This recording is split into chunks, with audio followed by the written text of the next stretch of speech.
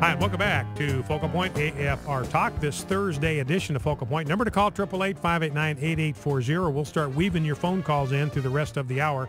888-589-8840. Talk about anything we've talked about today, the presidential campaign, this Libya fiasco, talk about Hurricane Sandy, talk about the campaign in Missouri for Todd Akin and for the U.S. Senate. Now, one more soundbite on the global warming issue. This is Chris Matthews, and this is what he thinks of you and me, people that are realistic, that take an objective scientific view and do not believe there's any scientific basis whatsoever that man is causing catastrophic global warming. Here's what Chris Matthews thinks of us, and he's not afraid to say it. Well, Professor Oppenheimer, back in the 60s, we called such people pigs. Pigs. No, really, they don't care about the planet. They don't care about the destruction of war. All they want is what they got, their stuff, and they want more of it. Is that what we're facing here, just greed of people? I'm not talking about the guy working in a coal mine. That's hard work. I'm talking about people who won't listen to you, won't listen to science because they want more stuff. Listen, Chris, I'm not into name calling here. I think we've got to... So Chris Matthews says, you go ahead, Professor Oppenheimer. You don't want to call them names. That's fine. That's your business. I'm into calling them names. I'm calling them pigs because they care about no one but themselves. Now, let's go back to clip one, and I'll work through some of the sound bites here. This is President Obama. Now, remember, we talked with General Boykin, and he used a pretty amazing terminology. I don't know if you caught that. At the end of my interview with General Boykin today, he referred to the conduct of President Barack Obama in this Libyan crisis as absolute reckless negligence. This is a retired Delta Force commander. This is a guy that worked in military intelligence for 4 years. He commanded all of the Green Berets, and he said the conduct of the commander-in-chief in this circumstance was absolute reckless negligence. Now, here is Barack Obama talking about the Red Cross, speaking to the Red Cross in Washington, D.C., about what was going on with Hurricane Sandy. Remember, this is a guy that made sure everybody saw that picture of him in the Situation Room dealing with Hurricane Sandy. This is a guy that never did pull the trigger. 7 hours went by, and he did nothing to help our Americans who were under armed assault in Libya. And here's what he had to say to the Red Cross. This is a tough time for a lot of people, millions of folks all across the eastern seaboard, but America's tougher. And we're tougher because we pull together, we leave nobody behind, we make sure that we respond as a nation and remind ourselves that whenever an American is in need, all of us stand together to make sure that we're providing the help that's necessary. You believe that? Do you believe that? Did you hear what Barack Obama just said to the Red Cross? We leave nobody behind. In fact, Rob, we're going to play that one again here in just a second because I want people to hear this again. Barack Obama talking about Hurricane Sandy. We leave nobody behind because we're Americans. We'll tell that to Ambassador Chris Stevens' family. Tell that to the mother of Sean Smith that we leave nobody behind. Tell that to the father of Tyrone Woods that we leave nobody behind. Tell that to the family of Glenn Doherty that we leave nobody behind. They completely abandoned them on the battlefield. And then he says, whenever an American is in need, we stand together to make sure we're providing the help that's necessary. Unless you're Ambassador Stevens, unless you're Computer Specialist Sean Smith, unless you're Navy SEAL Tyrone Woods, unless you're Navy SEAL Glenn Doherty, then we got nothing for you. You are on your own. You get sliced to ribbons. We're not going to lift a finger to help. This is. I mean, when you talk about absolute reckless negligence, I mean, you compare what Barack Obama is prepared to do with Hurricane Sandy to what he did not do with Americans in Libya. This is exactly right. Lieutenant General Jerry Boykin, exactly right. Absolute reckless negligence. Let's listen once again to President Barack Obama to the Red Cross. This is a tough time for a lot of people, millions of folks all across the eastern seaboard, but America's tougher. And we're tougher because we pull together, we leave nobody behind, we make sure that we respond as a nation and remind ourselves that whenever an American is in need, all of us stand together to make sure that we're providing the help that's necessary.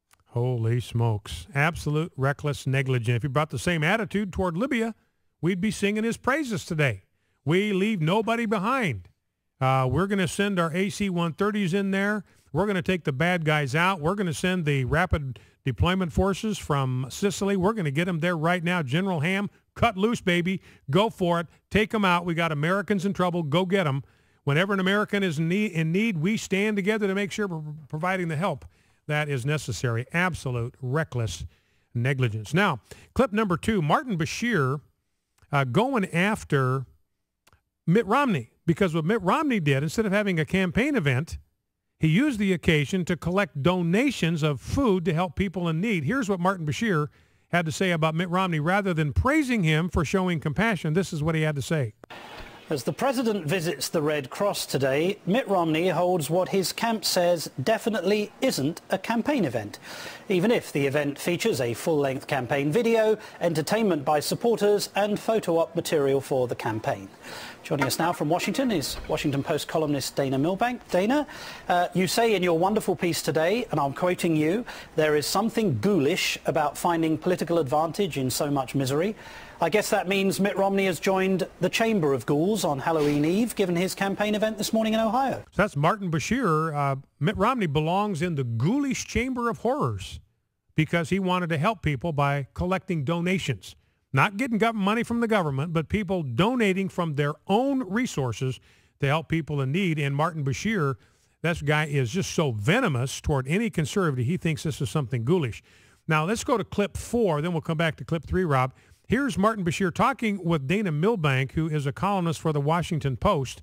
And here is their exchange. Here's what he thinks Mitt Romney should have done. Let's listen. Collecting boxes of Weetabix, while a true expression of kindness by the donors, is not what professional emergency managers recommend at all. They say financial donations alone are probably the best way to contribute. But there's Romney delivering another embarrassing performance of Mr. Tin Ear. Now, of all people, the Democratic Party chairman in Ohio said, why didn't he just come out and, give him a check for $10 million, $100 million, I suppose. Well, he certainly has the money to be able to do that. Absolutely. Or he could ask Karl Rove to throw some money at it as well. They could have done that. They could have just taken just a quick transfer from the Cayman Islands, which was spared by this storm. I think it would have been fine. So they're saying, look, what he should have done is sent money. Now, what would have happened if Romney would have sent money? What would have happened if Romney would have sent money? Oh, he's just showboating. He's just showing off. He's telling everybody how rich he is. He's not lifting a finger to help. He's not actually going down there and trying to help victims. He's not trying to collect any resources to actually help these people. He's just writing a check. He thinks he can buy our votes. He's just showing off. He's just showing off how rich he is. That's what they would have said.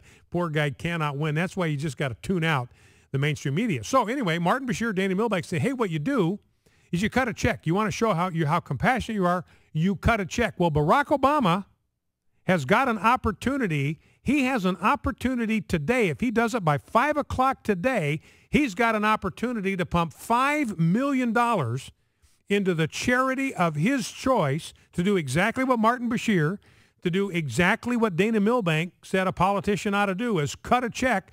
Barack Obama's got a chance. He can do it. It's up to him. If he takes action by 5 p.m. today, he can pump $5 million into the Hurricane Sandy charity of his choice because Donald Trump says so. Let's listen. I have a deal for the president, a deal that I don't believe he can refuse, and I hope he doesn't. If Barack Obama opens up and gives his college records and applications, and if he gives his passport applications and records, I will give to a charity of his choice, Inner City Children in Chicago, American Cancer Society, AIDS research, anything he wants, a check immediately for $5 million. The check will be given within 1 hour after he releases all of the records so stated. So Donald Trump says, look, I'll pump $5 million into the charity of your choice. That was before this Hurricane Sandy thing came up. So Barack Obama can pick the charity of his choice, the Red Cross. He's out there saying we leave nobody behind. We make sure everybody's got the resources. He's got an opportunity to give $5 million. All he's got to do is release his college transcripts. Inquiring minds are interested to see. He's got a deadline, 5 p.m. today. Number to call, 888-589-8840. If you want to join the conversation, 888-589-8840. And going back to Libya, let's grab clip number 6. Here's what Newt Gingrich had to say about Libya, talking to Greta Van Susteren last night. Remember, the whole issue coming up here about whether the stand-down order was given, whether General Ham, who was, according to General Jerry Boykin, was moving troops into position to help, whether he was given an order, and other in the counterterrorism response team were given an order to stand down, don't help. Here's what Gingrich had to say last night. There is a rumor, I want to be clear, it's a rumor, that at least 2 networks have emails from the National Security Advisor's office telling a counterterrorist group to stand down, that there were a group in real time trying to mobilize the Marines and the C-130s and the fighter aircraft, and they were told explicitly by the White House, stand down and do nothing. This is not a terrorist action. If that's true, and I've been told this by a fairly reliable U.S. senator, if that's true and that comes out in the next day or two, I think it raises enormous questions about the president's role, Tom Donilon, the National Security Advisor's role, the Secretary of Defense, Leon Panetta, who has taken on his own shoulders that he said don't go.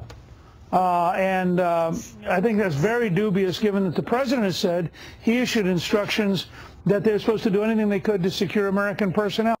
And this led Jay Leno, clip number 7, to say last night on his program that Barack Obama's got a whole brand new strategy when it comes to Libya. Let's listen. Well, don't ask, don't tell is back.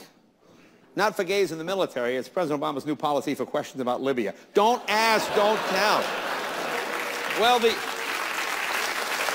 that's the big story. The Republicans are accusing the White House of successfully engineering a massive cover-up of the Libyan attack. But on the plus side, it's the first time in 4 years the Republicans have given credit to Obama for doing anything successfully. So at least they give him a little credit.